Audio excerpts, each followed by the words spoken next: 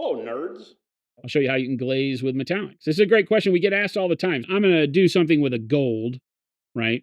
And underneath golds, I like a brown, so a warm brown is going to be really nice as an undertone for a dirty gold. It could also be an undertone for silver. You can imagine like we do our rust colors and all that. You just kind of have to ask yourself, okay, well, what color do I think would look good underneath, the metallic that I'm going to use? Of course, now it's got to dry. I always do this. Like, look at how fast this should be. Oh yeah, give me that. This thing is like the 0 to Mach 50 though.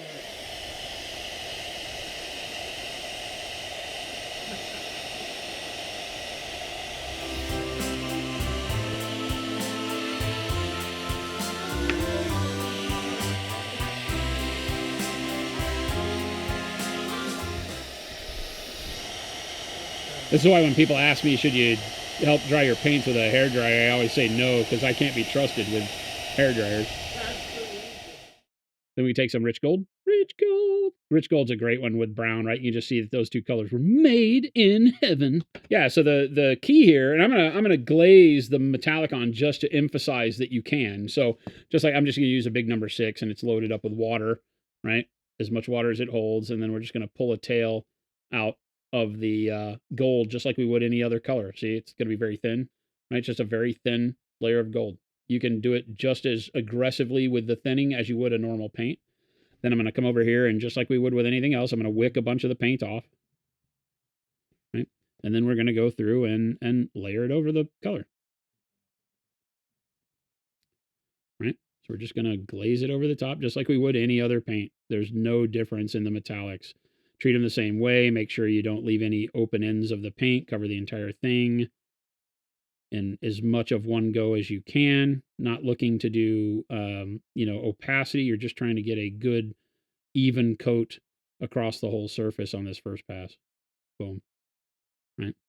And you can already see how that gives you such a great coloring as opposed to just the gold on its own with no underpainting. You've been able to influence that metallic, still get some metallic sheen, although by thinning, you've spread your metallic out a lot more, but you see you get quite a bit of metallic sheen on it anyway, right? And you can continue to layer up like this should you want to. If you want to glaze another coat on here, I will use less water this time because our goal is each level of glaze needs to get closer to opaque. And then we can start putting that over just the blade if we want.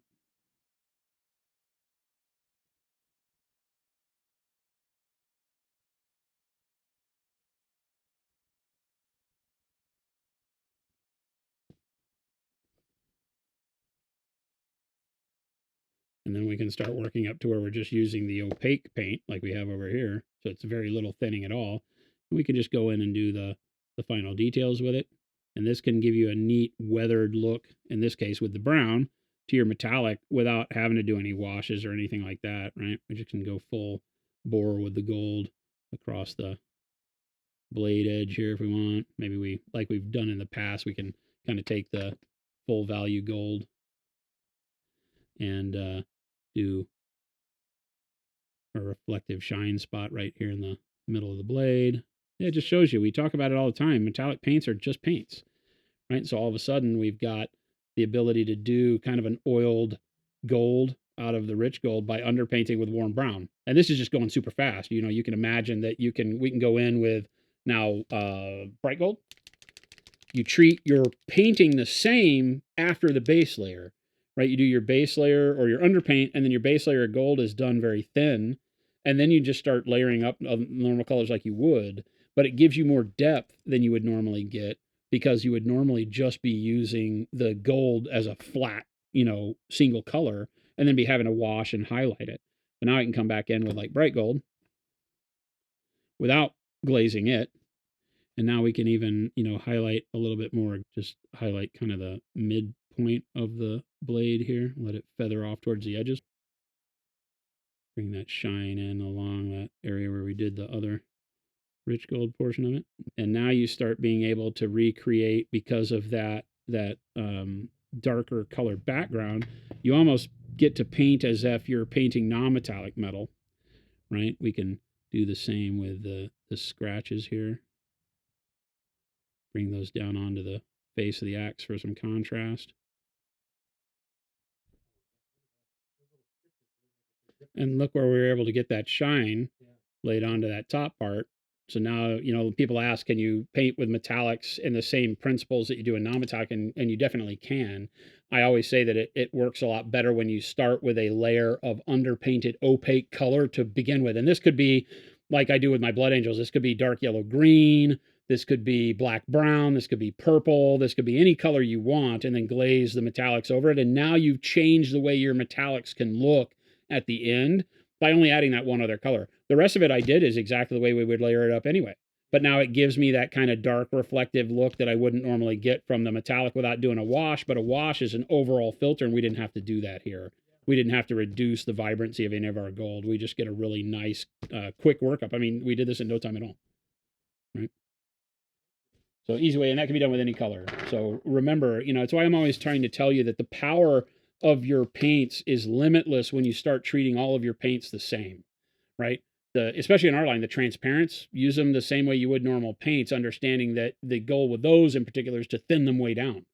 Metallics, use them like you would any of your other paints. The goal with those being that you can thin them down, whereas most people don't think you should.